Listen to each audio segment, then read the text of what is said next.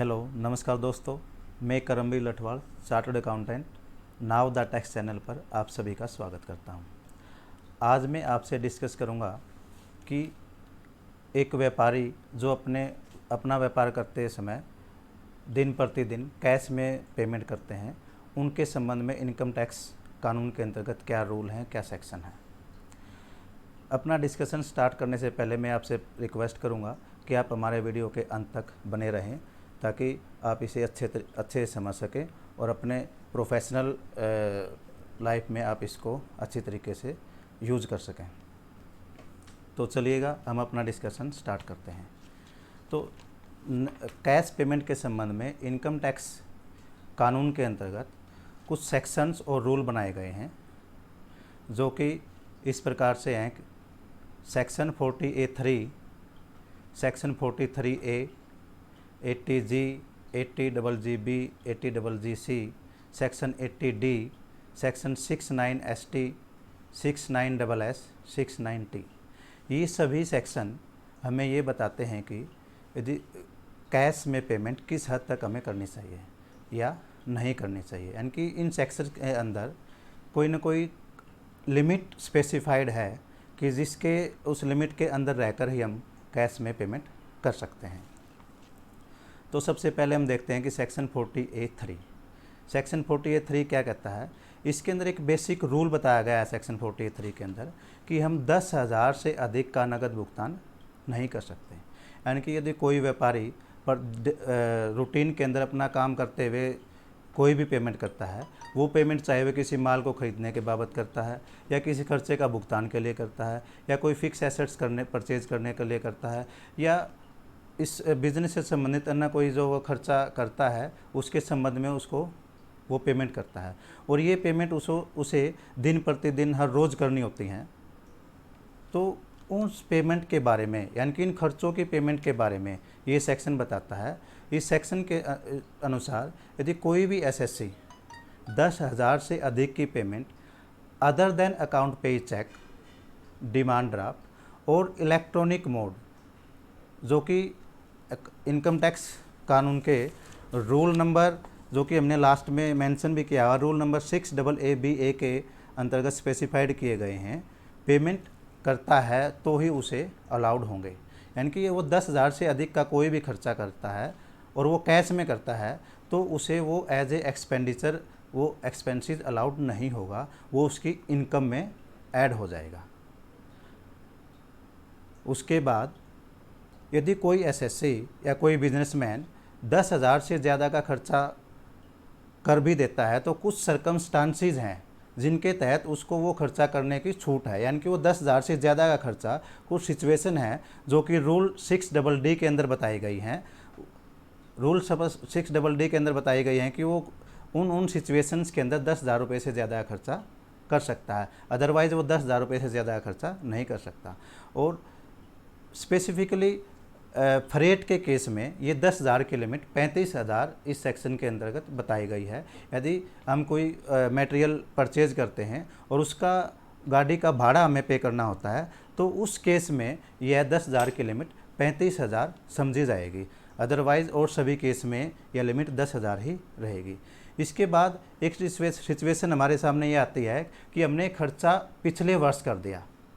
और उसकी पेमेंट हम नेक्स्ट ईयर कर रहे हैं, यानी कि सेक्शन 40A3A, जिसके अंतर्गत यह बताया गया है कि यदि कोई एसएससी यानी कि कोई बिजनेसमैन खर्चा लास्ट ईयर में कर देता है, यानी कि कोई खर्चा हमने किया मार्च में और उसकी पेमेंट हम अप्रैल में करते हैं, और यदि उसकी पेमेंट हमने 10,000 से अधिक जो कैश में की है, यानी कि 10,000 से अधिक की पेमेंट जो कैश में की है वो हमने कैश में कर दी, तो नेक्स्ट ईयर के अंदर ही हमारा वो खर्चा डिसलाउ होएगा, पिछले ईयर के अंदर डिसलाउ नहीं होगा। मैं एक बात और बता दूं, जो कैश की पेमेंट 10,000 के बारे में बात कर रहे हैं हम, ये कहता है कि एक दिन में एक व्यक्ति को 10,000 से ज़्यादा हम पेमेंट कैश में नहीं कर सकते। यानी कि एक सिंगल डे के अंदर हम एक व्यक्ति को किसी खर्चे से संबंधित केवल 10,000 रुपये की ही पेमेंट कर सकते हैं, उससे ज़्यादा पेमेंट नहीं कर सकते। इसके बाद आगे ये देखते हैं कि जो ये कैश की पेमेंट है ये सभी तरीके के खर्चे पर अप्लीकेबल है, चाहे वो हमें पर जैसे कि कोई व्यक्ति या कोई बिजनेसमैन ट्रेडिंग में डील करता है और वो अपना मटेरियल परचेज करता है, तो उस मटेरियल परचेज के संबंध में जो उसने पेमेंट की है, जिससे उसने माल खरीदा, उस पर भी ये लागू है। ऐसा नहीं है कि सेक्शन के अंदर, क्योंकि ओनली एक्सपेंसेस कहा गया है कि जो एक्सपेंसेस आपने प्रॉफिट एंड लॉस अकाउंट में डेबिट किया है और वो खर्चा यदि 10,000 रुपये से ज़्यादा है और एक दिन में आप उसकी पेमेंट कर रहे हैं तो ही अलाउ, एक दिन में पेमेंट कर रहे हैं 10,000 से ज़्यादा तो आपको अलाउ नहीं होगा। तो यानी कि एक्सपेंडिचर के अंदर परचेज भी इंक्लूड है। इसके बाद कि जो ये सेक्शन है 40A(3) ये सभी पर अप्लीकेबल है। सभी, चाहे कोई भी बिजनेस कर रहा हो, ऐसा नहीं है कि केवल मैन्युफैक्चरर पर है या ट्रेडर पर है या कोई आदमी बिजनेस नहीं कर रहा तो ये उस पर अप्लीकेबल नहीं, यानी कि जो आदमी व्यक्ति बिजनेस करेगा केवल उसी पर ये सेक्शन अप्लीकेबल रहेगा। उसके बाद ये सेक्शन किसी एग्रीकल्चरिस्ट पर अप्लीकेबल नहीं है, यानी कि किसी एग्रीकल्चरिस्ट से कोई व्यापारी एग्रीकल्चर प्रोड्यूस परचेज करता है तो उसको वह बिजनेसमैन 10,000 रुपये से ज़्यादा की पेमेंट एक दिन में कर सकता है।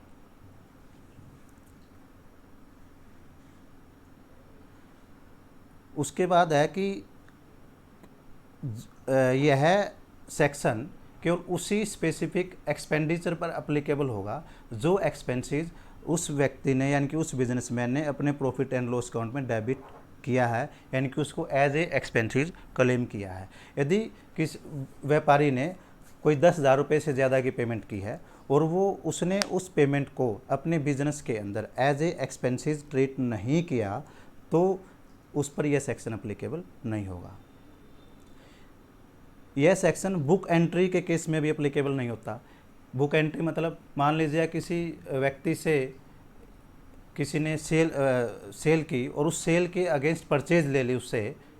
या उसने पहले किसी व्यक्ति से माल मटेरियल परचेज किया, उस परचेज के एवज में जो उन्होंने उसको पेमेंट करनी थी उसकी पेमेंट न करके उसको अपना मटेरियल सेल कर दिया, तो उस केस में भी यह सेक्शन अप्लीकेबल नहीं होगा। जैसा कि हमने पहले देखा था कि कुछ सिचुएशंस बताई गई हैं इनकम टैक्स एक्ट के अंदर कि जिन जिन सिचुएशन के अंदर यह सेक्शन लागू नहीं होता, यानी कि यदि कोई व्यापारी किसी को कोई कैश की पेमेंट कर देता है, यानी कि जो कि 10,000 रुपये से ज़्यादा है, तो उस सिचुएशन में यह सेक्शन अप्लीकेबल नहीं होगा। वह है रूल 6DD। अब रूल 6DD क्या कहता है कि रूल 6DD के अंतर्गत कुछ स्पेसिफिक व्यक्ति या बताए गए हैं सरकार ने कि हम किस किस सिचुएशन में या किस किस व्यक्ति को 10,000 रुपये से ज़्यादा की पेमेंट कर सकते हैं। अगर हम 10,000 से ज़्यादा की पेमेंट करते हैं तो रूल 40A(3) या 3A अप्लीकेबल नहीं होगा। पहले है बैंक को, कोऑपरेटिव बैंक को,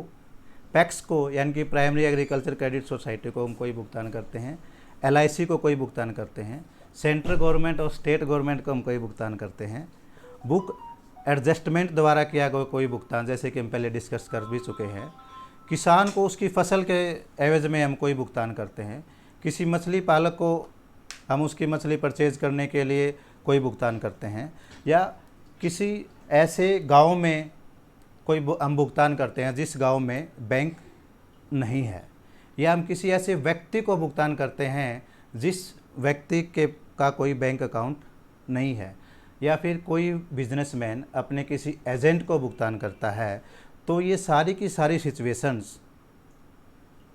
जो अभी मैंने आपसे डिस्कस की वो रूल 40A(3) से के दायरे में नहीं आते। अगर हम इन सिचुएशंस में या इन व्यक्ति को भुगतान करते हैं तो उस पर रूल 40A(3) अप्लीकेबल नहीं होगा।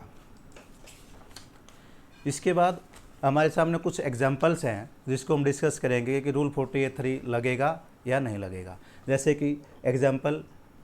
Mister X purchase goods on the following dates, यानी कि 1/8/2017 को मिस्टर एक्स ने 7,000 रुपये का मटेरियल परचेज किया, 2/8/17 को 10,000 रुपये का मटेरियल परचेज किया, 3/8/17 को 8,000 रुपये का मटेरियल परचेज किया। अब और इसके बदले में उन्होंने टोटल मटेरियल हुआ 25,000 का और 4/8/2017 को 25,000 की उन्होंने पेमेंट कर दी। एक ही दिन पेमेंट की जो कि 10,000 से ज़्यादा है और कैश में पेमेंट की है, तो इस पर रूल 40A(3) अट्रैक्ट होगा। यानी कि ये सारा का सारा खर्चा डिसअलाउ होगा। इस केस में उसके जो भी उस बिजनेसमैन का जो नेट प्रॉफिट एंड अकाउंट में आया है उसके अंदर ये 25,000 रुपये रूल 48(3) के वायलेशन के केस में प्लस हो जाएगा, यानी कि उसके ऊपर उस केस में 25,000 रुपये पर टैक्स लग जाएगा इस केस में। यदि वह इसी केस में 7,000 रुपये जिस डेट को उसने मटेरियल परचेज किया सेम डे पेमेंट करता रहता, या मतलब सेम डे पेमेंट करता रहता, तो उसे 48(3) की वायलेशन नहीं मानी जाती इस केस में, और उसका ये खर्चा डिसअलाउ नहीं होता। फिर उसके बाद है सेक्शन 43(1) एंड सेक्शन 32। अब जिस टाइम पे सेक्शन 48(3) के अंदर अमेंडमेंट आई, कि मैं बता दूं आपको कि सेक्शन 48(3) के अंदर जो ये 10,000 रुपये की लिमिट है ये पहले 20,000 रुपये की होती थी। अब जब गवर्नमेंट ने इसको 20,000 से घटाकर 10,000 किया, तो उसी टाइम पर एक 43(1) एंड 32 के अंदर भी अमेंडमेंट डाल दी कि यदि कोई व्यापारी कोई फिक्स एसेट्स परचेज करता है और वो जिससे उसने मटेरियल परचेज किया, जिसने उससे एसेट्स परचेज की, उसके एवज में 10,000 रुपये से अधिक की कैश पेमेंट कर देता है, तो भी उसे सेक्शन 32 के अनुसार उस जो एसेट्स परचेज की है उस पर उसे डेप्रिसिएशन नहीं मिलेगा। यदि वो डेप्रिसिएशन अपने प्रॉफिट एंड लॉस अकाउंट में क्लेम कर लेता है तो उसका डेप्रिसिएशन ऐड बैक हो जाएगा। यानी कि आज के डेट में कोई भी व्यापारी 10,000 रुपये से ज़्यादा की पेमेंट कर फिक्स एसेट्स भी परचेज नहीं कर सकता जिस पर उसने डेप्रिसिएशन क्लेम करना है, या फिर वो कोई ऐसी फिक्स एसेट्स परचेज कर लेता है जिससे उस पर डेप्रिसिएशन क्लेम नहीं करना, जैसे कि लैंड है, तो उस केस में वायलेशन नहीं, ये सेक्शन अप्लीकेबल नहीं होगा, क्योंकि उन्होंने लैंड पर डेप्रिसिएशन चार्ज नहीं किया है। यानी कि हमने जो भी अभी सेक्शन रीड आउट किए हैं कि सेक्शन 48(3) और 43(1) या 32 या 48(3)(a, वो सभी केवल तभी अप्लीकेबल होंगे और उसी अमाउंट तक अप्लीकेबल होंगे जिस अमाउंट तक हमने प्रॉफिट एंड लॉस अकाउंट के अंदर एक्सपेंसेस क्लेम किया है। यदि हमने कोई एक्सपेंसेस क्लेम नहीं किया तो ये सेक्शन अप्लीकेबल नहीं होंगे। ये तो थी हमारी कि ऐसी पेमेंट जो कि व्यापारी ने दिन प्रतिदिन के अपने काम में अपने खर्चे से संबंधित, माल परचेज करने के संबंध में या कोई फिक्स एसेट्स परचेज करने के संबंध में की हैं और उनका claim profit and loss account में लिया है, तो वो किस हद तक अलाउ होंगे और किस हद तक डिसअलाउ होंगे। अब है डोनेशन के केस में, यानी कि हम डोनेशन कितनी कर सकते हैं कैश के अंदर ताकि हमें डिडक्शन मिले। यानी कि जो हमारा सेक्शन 80G है उसके अंदर अगर हमने डोनेशन लेनी है तो मैक्सिमम 2,000 रुपये की हम कैश में कर सकते हैं। यदि किसी व्यक्ति ने कोई 10,000, 20,000, 50,000, लाख रुपए की डोनेशन की है और वो भी कैश में की है तो उसको डिडक्शन केवल 2,000 रुपये तक ही मिलेगी, उससे ज़्यादा की डोनेशन उसको डिडक्शन नहीं मिलेगी। उसके बाद सेक्शन 80GG, 80GC, ये सेक्शन क्या कहते हैं कि any sum contributed by an Indian company to any political party और any electoral trust in the form of cash shall not be allowed as a deduction in computation of income tax. यानी कि कोई भी company यदि किसी electoral trust को या political party को कैश में डोनेशन देती है तो भी उसे इस सेक्शन के तहत छूट नहीं मिलेगी, यानी कि ये उसका डिसअलाउंस हो जाएगा इस डोनेशन का। अब section 80D health insurance premium, यानी कि हमने कोई किसी व्यापारी ने अपना कोई हेल्थ इंश्योरेंस करवा रखा है और उसकी पेमेंट वो कैश में कर देता है। यहाँ पर ध्यान रखें कि इसमें कोई भी मिनिमम लिमिट स्पेसिफाइड नहीं की गई है कि जैसे कि ऊपर वाले सेक्शन में क्या है कि 2,000 रुपये तक हम कैश में पेमेंट कर सकते हैं, लेकिन यहाँ पर सारे का सारा पेमेंट हमें इलेक्ट्रॉनिक मोड में करना होगा। अगर किसी ने कैश में पेमेंट कर दी है तो उसे सेक्शन 80D के तहत रिबेट डिडक्शन नहीं मिलेगी। ये तो था सब हमारा खर्चे से रिलेटेड और डिडक्शन से रिलेटेड जो कि हमने बिजनेस में से रिलेटेड किया है या अपना पर्सनल हेल्थ इंश्योरेंस या कोई भी 80G के अंदर जो डिडक्शन दी है, डोनेशन दी है, तो उसके संबंध में। अब हम बात करते हैं कि लोन के संबंध में, लोन, डिपॉजिट और एक्सेप्टेंस के संबंध में। इसके बारे में हमारा सेक्शन 269SS जो कि एक्सेप्टेंस के बारे में बताता है कि लोन, डिपॉजिट और एनी स्पेसिफाइड सम के बारे में बोलता है, और एक सेक्शन है इससे अलग 269T जो कि उस लोन की रिपेमेंट के बारे में बताता है। तो एक्सेप्टेंस के बारे में क्या बोलता है सेक्शन, ये कहता है कि a person can not accept loan और डिपॉजिट और any other specified sum from any other person otherwise than by an account pay cheque और अकाउंट पे बैंक ड्राफ्ट और use of electronically clearing system या electronic any other electronic mode through a banking channel. यानी कि यदि कोई भी व्यक्ति किसी दूसरे व्यक्ति से लोन लेता है और वो other than account pay check, demand draft और इलेक्ट्रॉनिक मोड से लेता है और वह लोन का अमाउंट या डिपॉजिट या स्पेसिफाइड सम 20,000 रुपये और उससे अधिक है, तो उस केस में सेक्शन अप्लीकेबल होगा। यानी कि किसी व्यक्ति से हमने 20,000 रुपये से ज़्यादा का लोन एक्सेप्ट किया और वो भी कैश में एक्सेप्ट किया, तो उस केस में सेक्शन 269 हिट हो जाएगा। और इसके हिट होने के बाद क्या होगा, सेक्शन 271D के अंदर 100% of loan amount shall be the quantum of penalty then can be levied under section 271D। यानी कि एक सेक्शन है 271D जिसके अंदर ये बताया गया है कि यदि हम 269SS के सेक्शन का वायलेशन करते हैं तो जितना भी अमाउंट हमने कैश में एक्सेप्ट किया है दूसरे पर्सन से और वो अमाउंट 20,000 से, अगर उसका एग्रीगेट लोन अमाउंट 20,000 से ज़्यादा है तो उस अमाउंट के बराबर हमारे ऊपर पेनल्टी लग जाएगी। इसके बाद है लोन की रिपेमेंट के बारे में, यानी कि 269T जो कि हमें मना करता है कि लोन की और डिपॉजिट की हमें पेमेंट कैश में नहीं करनी चाहिए, और वो भी किस लोन की, यानी कि जो एग्रीगेट अमाउंट है लोन अमाउंट का वो 20,000 रुपये से ज़्यादा है। इसके अंदर सेक्शन क्या कहता है, सेक्शन की exact wording, the section prohibits any person to repay the loan और डिपॉजिट और specified sum otherwise than by an account pay cheque और अकाउंट पे डिमांड ड्राफ्ट और by using of electronic clearing system through a banking channel if amount of loan और deposit including interest amount is ₹20,000 और मोर। यानी कि ये कहता है कि कोई भी लोन जो हमने एक्सेप्ट किया था और वो लोन 20,000 रुपये से ज़्यादा का अमाउंट था, वो अब हम उसकी पेमेंट कर रहे हैं और उसकी पेमेंट 20 जो एग्रीगेट अमाउंट है वो 20,000 से ज़्यादा का है, यानी कि लोन, डिपॉजिट और इंक्लूडिंग इंटरेस्ट, अगर ऐसा अमाउंट है तो हमें उसकी पेमेंट बैंकिंग चैनल के थ्रू या अकाउंट पे चेक के थ्रू या डीडी के थ्रू करनी होगी। यदि हम ऐसा नहीं करते तो हमारे ऊपर पेनल्टी लग जाएगी जो कि 100% ऑफ द लोन और डिपॉजिट अमाउंट में B levied under section 271DA। अब हम देखते हैं कि ये सेक्शन किस किस केस में अप्लीकेबल नहीं है, यानी कि हम ऐसी कौन सी सिचुएशन है जिस पर ये सेक्शन अप्लीकेबल नहीं होंगे। वो हैं कि एनी अमाउंट टेकन और एक्सेप्टेड बाई एंड और फ्रॉम, यानी कि हम किसी से गवर्नमेंट से कोई पैसा उसको देते हैं या लेते हैं तो उस केस में सेक्शन अप्लीकेबल नहीं है। वो 20,000 से ज़्यादा का लोन है तो हम गवर्नमेंट को 20,000 से ज़्यादा का लोन रिपे भी कर सकते हैं, उससे ले सकते हैं। Any banking company, post office, saving bank और कोऑपरेटिव बैंक, यानी कि हम इनमें से किसी से भी कोई भी लोन लेते हैं या उनको पे करते हैं तो उस केस में सेक्शन अप्लीकेबल नहीं होगा। एनी गवर्नमेंट कंपनी को हम ये पेमेंट देते हैं या लेते हैं तो हमारे ऊपर ये सेक्शन अप्लीकेबल नहीं होगा। या कोई ऐसे पर्सन जिसको कि गवर्नमेंट ने अपना एक नोटिफिकेशन रिलीज कर उसको इस सेक्शन से रियायत प्रदान कर दी है, यानी कि वो व्यक्ति किसी को लोन देगा या किसी से लोन लेगा तो ये सेक्शन उस पर अप्लीकेबल नहीं होगा। उसके बाद यानी कि जो सेक्शन है 269SS is not applicable if loan और डिपॉजिट और specified sum taken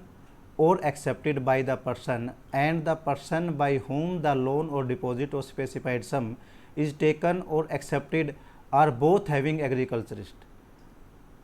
and neither of them having any income chargeable to tax under this act। यानी कि यह सेक्शन ऐसे व्यक्ति पर भी अप्लीकेबल नहीं होगा, यानी कि जो कि फार्मर है, यानी कि ज़मींदार है। यदि किसी किसान से कोई दूसरा किसान लोन लेता है और वो 20,000 से ज़्यादा का है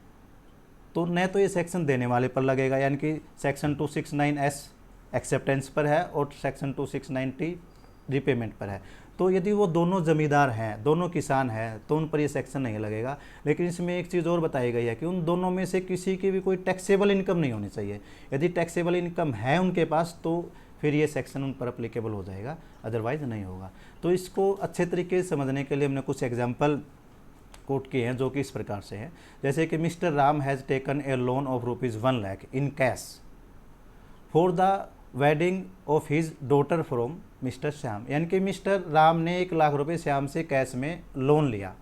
तो इस केस में क्या होगा, ये सेक्शन अप्लीकेबल होगा या नहीं होगा? तो ये सेक्शन अप्लीकेबल होगा, क्योंकि इस सेक्शन के अंदर रीज़न नहीं बताया गया है कि ये रीज़न अगर है तो उसके अंदर ये सेक्शन अप्लीकेबल नहीं होगा। ये सेक्शन सभी पर अप्लीकेबल होगा, चाहे वो बिजनेसमैन है या नहीं है।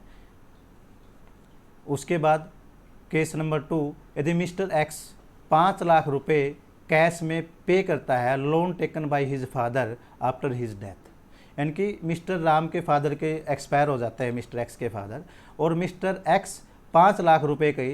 पेमेंट जो है कैश में कर देता है, तो इस केस में भी ये सेक्शन अप्लीकेबल होगा।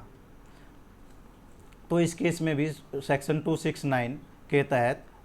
मिस्टर एक्स पर पेनल्टी इक्वल टू जो कि 5 लाख रुपए तक लग सकती है वो लगेगी, क्योंकि उन्होंने 20,000 से ज़्यादा के लोन और डिपॉजिट की पेमेंट कैश में की है। उसके बाद है case 3, Shri trading company limited receive ₹50,000 in cash against share application. तो इस केस में सेक्शन 269(s) एप्लीकेबल हो जाएगा, क्योंकि शेयर एप्लीकेशन मनी के एवज में जो भी हम किसी व्यक्ति से पैसा कलेक्ट करते हैं या लेते हैं वो डिपॉजिट ट्रीट की जाती है जब तक कि उसकी एक्चुअल में अलॉटमेंट नहीं हो जाती। तो इस केस में श्री ट्रेडिंग कंपनी लिमिटेड पर सेक्शन 2699 जो है हिट करेगा और वो इनकी वायलेशन में कवर होगा और उस कंपनी पर 50,000 रुपये तक की पेनल्टी लग सकती है। अब है नंबर 5, यानी कि Shri Shyam private limited receive advance of ₹2 lakh from customer, however subsequently the deal could not be materialized and amount was refunded in cash। यानी कि इस केस में भी क्या होगा, ये मिस श्याम प्राइवेट लिमिटेड पर ये सेक्शन अप्लीकेबल हो जाएगा, क्योंकि उन्होंने किसी डील को फाइनलाइज करने के लिए 2 लाख रुपए से ज़्यादा किसी कस्टमर से रिसीव किए हैं और सेक्शन 269(s) में एनी स्पेसिफाइड सम के डेफिनेशन के अंदर ये पॉइंट कवर होता है, तो इस केस में भी उन पर पेनल्टी लग सकती है। इसके बाद है ABC and company is a partnership concern and mister A who is partner of the firm introduced capital by way of cash of ₹50,000। इस केस में ये सेक्शन अप्लीकेबल नहीं होगा, क्योंकि यदि कोई पार्टनर अपनी फर्म के अंदर कैपिटल इंट्रोड्यूस करता है तो उस केस में ये सेक्शन अप्लीकेबल ही नहीं है। उस केस में नए सेक्शन 269(s) अप्लीकेबल है और नए सेक्शन 269(t) अप्लीकेबल है।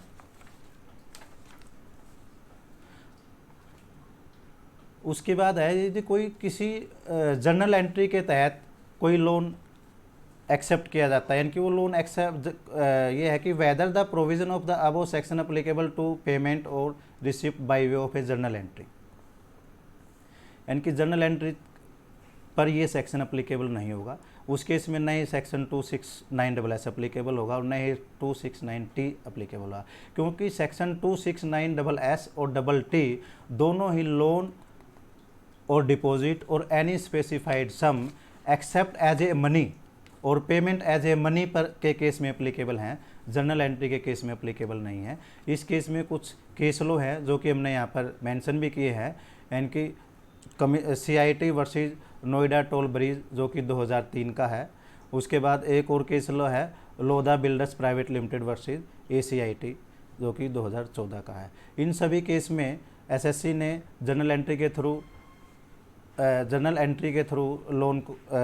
इनका अपना लोन इंक्रीज़ किया, यानी कि उन्होंने पेमेंट की। यदि इनकी पेमेंट जो ट्रांजैक्शन है बोनाफाइड हैं, जेन्युइन्स हैं, तो उस केस में ये सेक्शन अप्लीकेबल नहीं होगा। इन सभी केसेस में यही डिसीजन दिया गया है हाई कोर्ट का। उसके बाद है section restriction on cash transaction more than 2 lakh rupees, यानी कि एक सेक्शन आया इनके बाद कि हम 2 लाख रुपए से ज़्यादा का कैश किसी भी व्यक्ति से रिसिप्ट यानी कि प्राप्त नहीं कर सकते। सेक्शन क्या कहता है कि this section state that no person shall receive an amount of ₹2 lakh और more in cash in aggregate from a single person in a day or in respect of a single transaction or in respect of a transaction relating to one event or occasion from a person. The provision shall be applicable whether the person is a seller or service provider or transfer of a capital assets। यानी कि section का क्या मानना है कि कोई भी व्यक्ति किसी एक ट्रांजैक्शन के संबंध में एक दिन में और किसी एक इवेंट और ओकेजन के संबंध में 2 लाख रुपए से ज़्यादा का कैश किसी दूसरे व्यक्ति से प्राप्त नहीं कर सकता, और उसने प्राप्त कर लिया तो क्या होगा, उसके लिए एक सेक्शन है 271D जिसके अंदर पेनल्टी लगेगी। इस सेक्शन की वायलेशन पर पेनल्टी कैश रिसीवर पर लगेगी, यानी कि जिस व्यक्ति ने कैश लिया है, रिसीव किया है, उस पर लगेगी, यानी कि जिसने कैश दिया है उस पर पेनल्टी नहीं लगेगी। और ये पेनल्टी भी इम्पोज ज्वाइंट कमिश्नर द्वारा की जाएगी, यानी कि ITO इस केस में पेनल्टी इम्पोज नहीं कर सकता। ज्वाइंट कमिश्नर से कम रैंक का पेनल्टी इस केस में इम्पोज नहीं होगी, उससे अपर ऑफिसर ही पेनल्टी इम्पोज कर सकता है। ये सेक्शन किस केस में एप्लीकेबल नहीं होगा, यदि हम पैसा गवर्नमेंट से प्राप्त करते हैं या बैंक से प्राप्त करते हैं, पोस्ट ऑफिस या कोऑपरेटिव सोसाइटी से प्राप्त करते हैं, और ऐसे ट्रांजैक्शन जो कि 269SS में कवर हो चुके हैं, या फिर कोई किसी ऐसे पर्सन से हम पैसा प्राप्त करते हैं जिसको सेंट्रल गवर्नमेंट ने नोटिफाई किया है अपने ऑफिशियल गजट के द्वारा कि यानी कि उस पर्सन को इस सेक्शन से राहत दी गई है। इन 3 केस में अगर हम कोई भी अमाउंट प्राप्त करते हैं तो ये सेक्शन अप्लीकेबल नहीं होगा। इसके भी हमने कुछ एग्जाम्पल लिए हैं ताकि हम इसको अच्छे तरीके से समझ सकें, जैसे कि single person cash receipt of ₹2 lakh और more receive in a multiple transaction from a single person in a day, यानी कि किसी एक ट्रांजैक्शन से संबंधित हम किसी व्यक्ति से 2 लाख रुपए से ज़्यादा का कैश ले लेते हैं तो उस केस में सेक्शन अप्लीकेबल होगा। जैसे कि हमने एग्जांपल लिया है कि mister A buy a jewellery from his wife of worth ₹2 lakh and pay the amount of the jewellers mister B in 5 equal instalment on a single day, यानी कि अगर हम एक ही दिन के अंदर उस अमाउंट की 5 किस्तें करके ज्वेलर को पे करते हैं, यानी कि 2 लाख रुपए की 5 किस्तें की 40,000 करके और हमने उसको पे कर दी, तो भी ये सेक्शन हिट होगा, यानी कि मिस्टर ज्वेलर पर इस केस में पेनल्टी मिस्टर जो कि मिस्टर बी है लग जाएगी। अब सिंगल ट्रांजैक्शन के केस में क्या है कि mister A had a surgery in hospital worth of ₹5 lakh and mister A paid of the bill in 5 equal installment on 5 different dates even if each of the transaction is less than ₹2 lakh, यानी कि उस case में भी एक जो single transaction है, यानी कि वो 2 लाख सिंगल ट्रांजैक्शन अगर मिला के जो है 2 लाख से ज़्यादा की हो जाएगी तो उस केस में भी ये सेक्शन अप्लीकेबल हो, यानी कि इस हमारे केस में हॉस्पिटल पर, क्योंकि पेमेंट हॉस्पिटल ने रिसिप्ट की है, उस पर ये सेक्शन लगेगा और उस पर पेनल्टी भी लग सकती है इस केस में। अब है सिंगल इवेंट और ओकेजन, मान लीजिए किसी व्यक्ति ने किसी शादी यानी कि मैरिज के लिए कोई कॉन्टैक्ट लिया जो कि 2 लाख रुपए से ज़्यादा का है, एक टेंट का और कैटरिंग का, उन्होंने अलग अलग केस में, यानी कि कैटरिंग के केस में मान लिया 1.5 लाख रुपए और अदर केस में टेंट का 1 लाख रुपए जो कि उन्होंने एक्सेप्ट किए, तो इस केस में भी सेक्शन अप्लीकेबल होगा और इस केस में भी पेनल्टी लग सकती है, क्योंकि टोटल जो इवेंट है या ओकेजन है उसका टोटल एक्सपेंडिचर 2 लाख रुपये से ज़्यादा है कैश में जो कि उन्होंने पे किया है। अब इसके संबंध में गवर्नमेंट ने कुछ सर्कुलर भी इशू किए इसके साथ साथ, जो कि सर्कुलर नंबर 27/2070 है, यानी कि जो 3/11/2017 को पे आया। इसमें उन्होंने बताया कि जो एग्रीकल्चरिस्ट है अगर उसको भी हम एक दिन में एक ट्रांजैक्शन के संबंध में और एक ओकेजन के संबंध में 2 लाख रुपए से ज़्यादा का कैश पे करते हैं तो उस केस में भी ये सेक्शन 269ST हिट होगा और उस पर भी पेनल्टी लग सकती है। यानी कि जो एग्रीकल्चरिस्ट को सेक्शन 269SS में छूट मिली थी क्योंकि वो दोनों के दोनों अगर वो हैं यानी कि एग्रीकल्चरिस्ट हैं, या 48(3) के तहत उनको छूट मिली थी कि यदि हम किसी व्यक्ति से यानी कि किसी एग्रीकल्चरिस्ट से मटेरियल परचेज करते हैं और उस सेक्शन के अंदर जो 10,000 रुपये की लिमिट है उससे ज़्यादा हम इस एग्रीकल्चरिस्ट को पे कर देते हैं तो वो सेक्शन अप्लीकेबल नहीं था। लेकिन सेक्शन 269ST में ज़मींदार को छूट नहीं मिली है। यदि हम ज़मींदार को 2 लाख रुपए से ज़्यादा की पेमेंट कैश में करते हैं तो ज़मींदार पर यह सेक्शन अप्लीकेबल होगा, न कि बिजनेसमैन पर। अब सेक्शन सर्कुलर नंबर 22/2017 2017 डेटेड 3/7/2017 को ये सर्कुलर इशू किया गया। इसमें उन्होंने बताया यदि कोई एनबीएफसी या एचएफसी यानी कि हाउसिंग फाइनेंस कंपनी या एनबीएफसी किसी व्यक्ति को लोन देती है और फिर उसके बाद उसकी रिपेमेंट प्राप्त करती है, यदि वो रिपेमेंट कैश में लेती है इंक्लूडिंग इंटरेस्ट, यदि कैश में उन्होंने रिपेमेंट एक्सेप्ट की और वो टोटल कैश यानी कि फुल ईयर का कैश 2 लाख रुपए से ज़्यादा का है तो भी ये सेक्शन अप्लीकेबल होगा। यदि वो अंडर 2 लाख है तो ये सेक्शन अप्लीकेबल नहीं होगा। और ये यदि 2 लाख से ज़्यादा का है वो अमाउंट जो कि एनबीएफसी ने रिसीव किया है वोल ईयर के अंदर, तो उस पर यह सेक्शन अप्लीकेबल हो जाएगा। यानी कि एनबीएफसी पर सेक्शन 269 ST के एवज में जो पेनल्टी लगती है वो पेनल्टी लगेगी। उसके बाद रूल 6AA है जो कि 29/1/2020 से अप्लीकेबल किया गवर्नमेंट ने। इसके अंदर उन्होंने इलेक्ट्रॉनिक जो मोड है उसके कुछ मोड है वो स्पेसिफाइड किए जो इस प्रकार से हैं, जैसे कि credit card, debit card, net banking, IMPS, UPI, RTGS, NEFT, Bhim या आधार पे। यदि इनमें से किसी भी मोड से हम अपने किसी भी एक्सपेंडिचर की या लोन की कोई भी रिपेमेंट करेंगे तो वैलिड होंगी। यानी कि इस माध्यम से जो भी हम पेमेंट करते हैं उस पर किसी भी सेक्शन के अंदर कोई डिसअलाउंस नहीं होगी। तो ये था हमारी आज की डिस्कशन, जिसका हमने अपनी जो प्रेजेंटेशन है वो अपने लिंक के अंदर नीचे लिंक में अटैच कर दी है। यदि आप उसको डाउनलोड कर पढ़ेंगे तो वो आपके लिए बहुत ही हेल्पफुल होगी। धन्यवाद।